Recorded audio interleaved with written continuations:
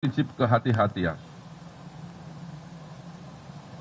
Bahwa pada saat ISL selaku Direktur Utama PT Sri Rezeki Isman Tbk mendapatkan dana dari PT Bank Pembangunan Daerah Jawa Barat, Banten, dan PT Bank DKI Jakarta, terdapat fakta hukum bahwa dana tersebut tidak dipergunakan sebagaimana tujuan dari pemberian kredit, yaitu untuk modal kerja, tetapi disalahgunakan untuk membayar hutang dan membeli aset non-produktif sehingga tidak sesuai dengan peruntukan yang seharusnya.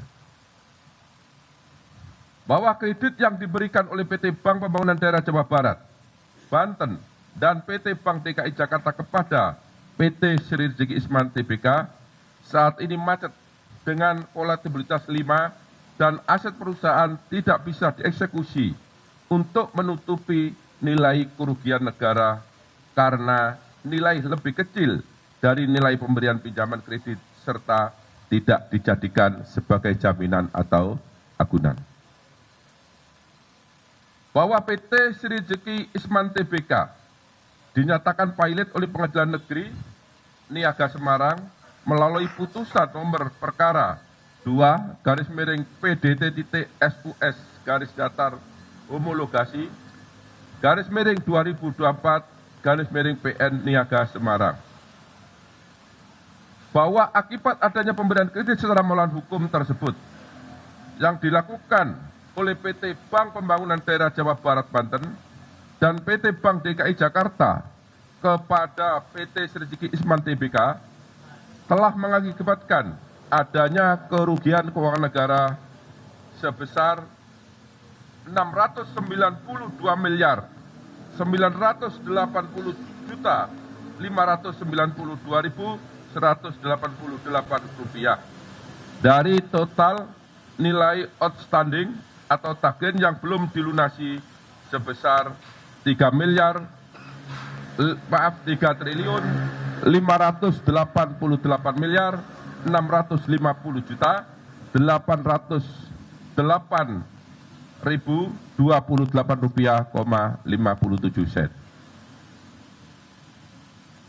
Kemudian setelah dilakukan pemeriksaan terhadap DS, kemudian terhadap YM dan terhadap ISL, pada hari ini Rabu tanggal 21 Mei tahun 2025, penyidik pada Jampitsus Kejaksaan Agung Republik Indonesia menetapkan 3 orang tersebut sebagai tersangka karena ditemukan alat bukti yang cukup telah terjadi tindak pidana korupsi dalam pemberian kredit PT Bank Pembangunan Daerah Jawa Barat dan Banten serta PT Bank DKI Jakarta kepada PT Sri Rezeki Isman Tbk.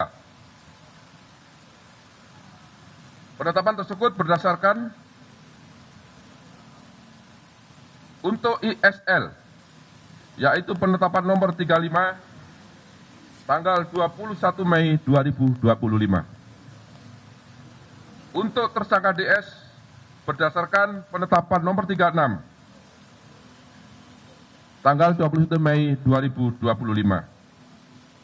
Dan untuk tersangka YM berdasarkan penetapan nomor 37 tanggal 21 Mei 2025.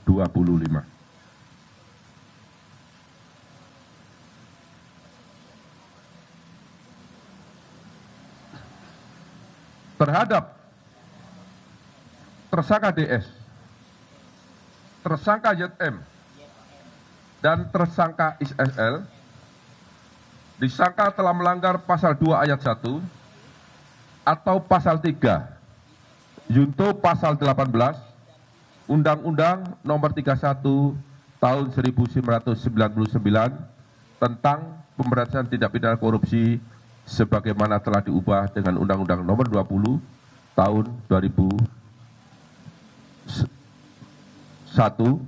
junto pasal 55 ayat 1 ke 1 Kitab Undang-Undang Hukum Pidana. Terhadap 3 tersangka mulai malam ini dilakukan penahanan untuk 20 hari ke depan. Untuk tersangka ISL dilakukan penahanan berdasarkan surat perintah nomor 32 tanggal 21 Mei 2025. Untuk tersangka DS berdasarkan surat perintah penahanan nomor 33 tanggal 21 Mei 2025, dan untuk tersangka ZM berdasarkan surat perintah penahanan nomor 34 tanggal 21 Mei tahun 2025. Yang bersangkutan ditahan di Rutan Salim Baca Kejaksaan Agung dan sebentar lagi akan dilakukan atau dibawa ke tahanan.